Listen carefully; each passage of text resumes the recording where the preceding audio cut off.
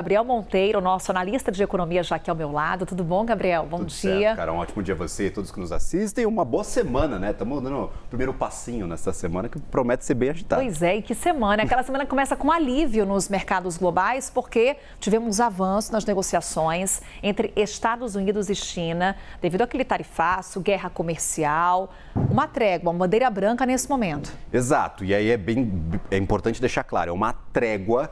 Ainda não tem acordo entre os dois países.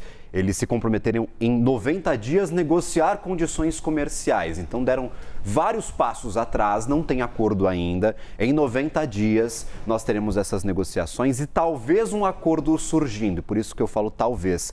Caso Estados Unidos e China não entrem em consenso sobre os termos que vão ditar as relações comerciais para os próximos anos, nós podemos ter mais tensão, mais guerra comercial. Pode não voltar para aquele 145% que os Estados Unidos estavam aplicando, mas ainda há tensão, é um alívio momentâneo. Tem muita gente cética do poder de Estados Unidos e China chegarem a um consenso em apenas 90 dias, Carol. Então é uma vírgula e não é um ponto final nessa história, é bom deixar claro. É interessante observar também o tom desse comunicado. Tivemos uma declaração conjunta, essas conversas aconteceram lá na Suíça, em Genebra. O que você destaca para a gente desse comunicado, hein, Gabriel? Comunicado em uníssono.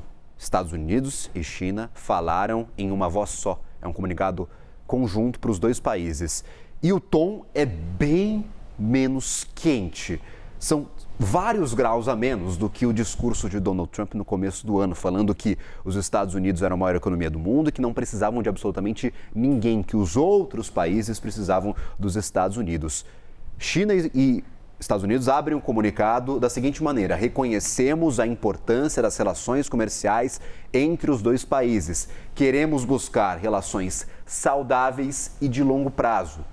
Isso é muito diferente do tom que Donald Trump adota na sua comunicação pessoal. Então, neste momento, quem cede, pelo menos a avaliação que eu tenho até agora, quem cede para que o acordo comece a andar é os Estados Unidos. Os Estados Unidos estão cedendo tanto na comunicação, reconhecendo a validade da economia chinesa, reconhecendo que eles precisam da economia chinesa e reconhecendo que eles precisam que essas relações sejam saudáveis e por muito tempo para evitar impactos globais de uma guerra comercial. Estados Unidos cede na comunicação e também nos termos. Quais os termos gerais desta trégua, Carol?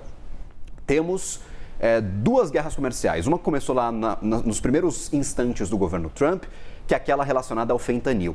Estados Unidos colocou 20% de taxa e a China retalhou com taxas de 10% a 15% para produtos específicos. Esquece isso, vamos apartar. Isso está sendo negociado de forma distante. A gente está falando de 2 de abril para frente, que são aquelas taxas recíprocas.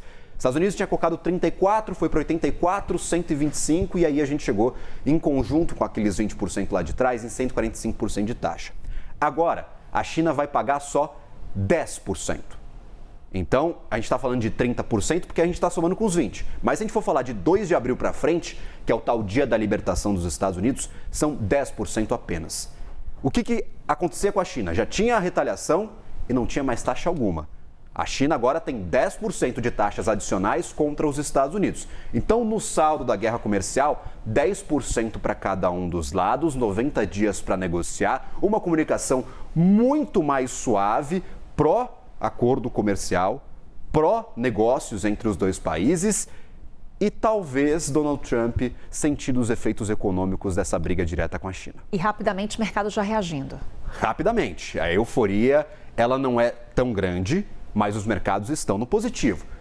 Nas bolsas asiáticas, China, tanto com Xangai quanto com Shenzhen, até a bolsa de Hong Kong, que tem ações chinesas, subiram bem, subiram ali em torno de 1% a 3%. Na Europa, nós temos altas modestas de 1% a 2%. Os índices americanos que estão sentindo mais o efeito, 3% de alta para a maioria deles. Então, a bolsa nos Estados Unidos está comemorando este avanço das negociações entre os dois países. E o dólar voltou a ganhar força em relação às maiores moedas do mundo. Aqui, contra o nosso real brasileiro, ele não começou a negociar ainda. Sim. Então, a gente vai descobrir a partir das 9 horas da manhã o que vai acontecer com o real. Mas contra as maiores moedas, euro, iene, dólar canadense, o dólar voltou a ganhar força com essa tensão um pouquinho menor.